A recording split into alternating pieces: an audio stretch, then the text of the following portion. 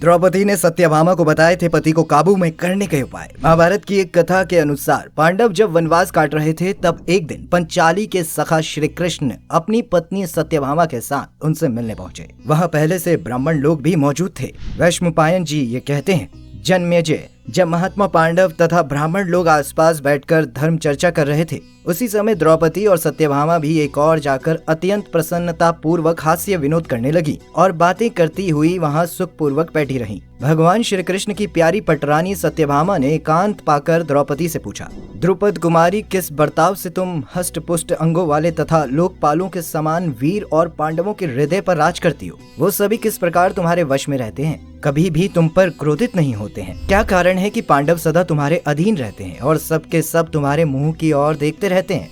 मुझको इसका असली रहस्य बताओ। कृष्ण, आज मुझे भी कोई ऐसा व्रत, तप, स्नान, मंत्र, औषधि, ज्ञान शक्ति, मूल शक्ति अर्थात जड़ी बूटी का प्रभाव, जप, होम या दवा बताओ जो यश और सौभाग्य की वृद्धि करने वाला हो तथा जिससे श्याम सुंदर सदा मेरे अधीन रहें। ऐसा कहकर यशवनी सत्यभामा चुप हो गई। तब पति परायण महाभागा द्रौपदी ने उसे इस प्रकार उत्तर दिया, सत्य, आप मुझसे जो पूछ रहे हैं वह धर्म परायण स्त्रियों का आचरण नहीं है, वह दुराचारणी और उल्टा स्त्रियों का आचरण है।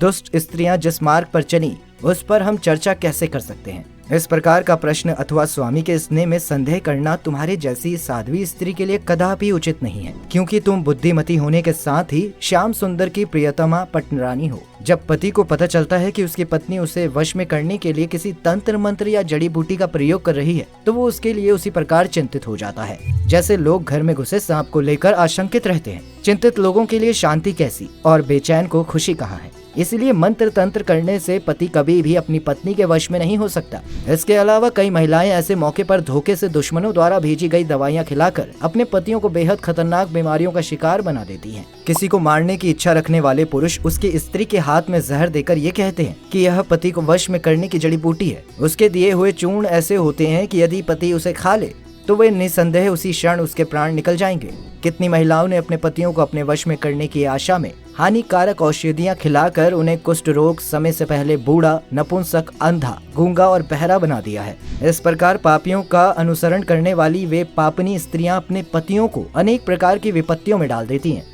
इसलिए स्त्री को कभी भी अपने पति को किसी भी प्रकार का कष्ट नहीं पहुंचाना चाहिए। यशस्विनी सत्यभामा, मैं स्वयं पांडवों के साथ जैसा व्यवहार करती हूँ वही तुम्हें सब सच सच बता रही हूँ। मैं अहंकार, काम और क्रोध का त्याग करके सदैव सभी पांडवों और उनकी सेवा करती हूँ। मैं अपनी इच्छाओं को दबाकर अपने मन को अपने में ही रखकर अपने पति के मन में केवल सेवा की इच्छा रखती हूँ। वहीं अहंकार और अभिमान को अपने करीब भी नहीं फटकने देती हूँ।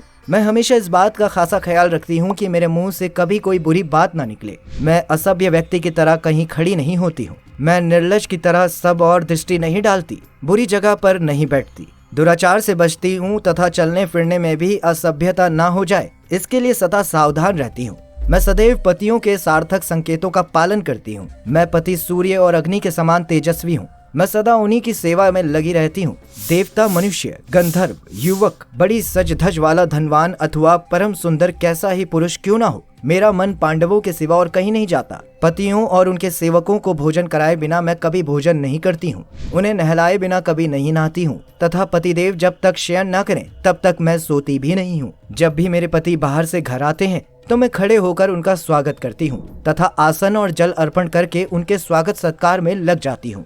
मैं घर के साफ सफाई के साथ शुद्ध एवं स्वादिष्ट रसोई तैयार करके सबको ठीक समय पर भोजन कराती हूँ। मन और इंद्रियों को संयम में रखकर घर में गुप्त रूप से अनाज का संचय रखती हूँ और घर को झाड़ बुहार और लीप पोत कर सदा स्वच्छ एवं पवित्र बनाए रखती हूँ। मैं कोई ऐसी बात मुंह में से नहीं निकालती जिससे किसी का अपमान हो।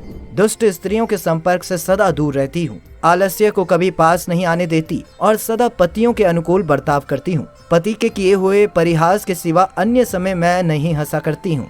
दरवाजे पर बार बार नहीं खड़ी होती हूँ। जहाँ कूड़े करकट फेंके जाते हों ऐसे गंदे स्थानों में देर तक नहीं ठहरती हूँ और वहीं बगीचों में भी बहुत देर तक अकेली नहीं घूमती हूँ। मैं नीच पुरुषों से बात नहीं करती, मन में असंतोष को स्थान नहीं देती तथा दूसरों की चर्चाओं से भी दूर रहती हूँ। न ज्यादा हंसती हूँ और न ज्यादा क्रोध करती हूँ। सदा सत्य बोलती हूँ और पतियों की सेवा में लगी रहती हूँ। पतिदेव के बिना किसी भी स्थान में अकेले रहना मुझे बिल्कुल पसंद नहीं है। मेरे स्वामी जब कभी कुटुंब के कार्य से कभी परदेश चले जाते हैं उन दिनों मैं फूलों का श्रृंगार धारण नहीं करती और ब्रह्मचर्य व्रत का पालन करती हूँ। मेरे पतिदेव जिस चीज को नहीं खाते, नहीं पीते अथवा नहीं सेवन करते, वो सब मैं त्याग कर देती हूँ। सुंदरी, मैं शास्त्रों में स्त्रियों के लिए बताए गए सभी कर्तव्यों का कठोरता से पालन करती हूँ। शास्त्रों में स्त्रियों के लिए जिन कर्तव्यों का उपदेश किया गया है, उन सब का मैं नियम पूर्वक पालन करती हूँ। मैं अपने अंगों को वस्त्र भूषणों से विभूषित रखकर अत्यंत सावधानी के साथ अपने पति के हित में लगी रहती हूँ। मेरी सास ने अपने परिवार के लोगों के साथ बर्ताव में लाने योग्य जो धर्म पहले मुझे बताए थे, उन सब का मैं निरंतर आलस्य रहित होकर पालन करती हूँ। मैं दिन रात आलस्य त्याग कर भिक्षा दान, पुरुषों का आदर सत्कार, विनय, नियम तथा अन्य जो धर्म मुझे ज्ञात हैं, उन सब का सब प्रकार से उद्यत होकर पालन करती हूँ। मेरे पति बड़े ही सज्जन और मृदुल स्वभाव के हैं। पतियों के शयन करने से पहले मैं कभी शयन नहीं करती, उनसे पहले भोजन नहीं करती, उनकी इच्छा के विरुद्ध कोई आभूषण नहीं पहनती, अपनी सास की कभी निंदा नहीं करती और अपने आप को सदा नियंत्रण में रखती हूँ। सौभाग्यशालिनी सत्यभामे, सावधानी बरतते हुए मैं सदैव सुबह जल्दी उठकर उचित सेवा में लगी रहती हूँ। गुरुजनों की सेवा और देखभाल के कारण ही मेरे पति मेरे अनुकूल रहते हैं। कपड़े, गहने और भोजन आदि में मैं अपनी सास की तुलना में अपने लिए कभी कोई विशिष्टता नहीं रखती हूँ। जिन दिनों महाराज युधिष्ठिर इंद्रप्रस्थ में रहते थे, तो मैं ही हिसाब किताब करती थी। मैं नौकर चाकरों और ग्वालों और चरवाहों का सारा काम देखती थी।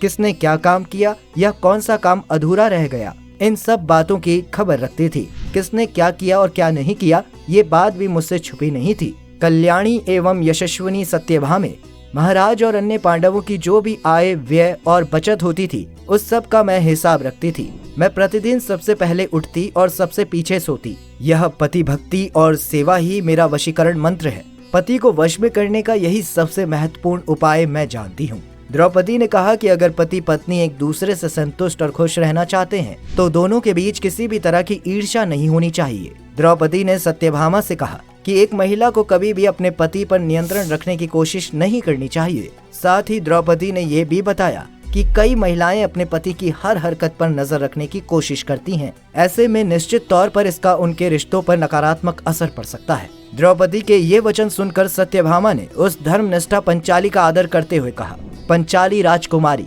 यज्ञसेनी, मैं आपकी शरण में आई हूँ। मैंने जो अनुचित प्रश्न पूछा है उसके लिए मुझे क्षमा करें। सखियों में परस्पर स्वेच्छा पूर्वक ऐसी हास परिहास की बातें हो जाया करती हैं। द्रौपदी ने कहा, सखी, मैं तुम्हें स्वामी के मन को आकर्षित करने का एक तरीका बता रही हूँ, जिसमें भ्रम या छल के लिए कोई जगह नहीं है। यदि तुम इसी मार्ग पर इसी प्रकार चलती रहोगी, तो स्वामी के चित्त को अपनी सौतों से हटाकर अपनी ओर अवश्य खींच सकोगी। सत्यभामा, स्त्रियों के लिए देवताओं सहित समस्त लोकों में पति के समान दूसरा कोई देवता नहीं है। पति के प्रसाद से स्त्री की सभी इच्छाएं पूरी हो सकती हैं, और यदि पति ही क्रोधित हो जाए तो स्त्री की सारी आशाओं पर पानी फेर सकता है। तो यह था द्रौपदी और सत्यभामा के बीच का संवाद।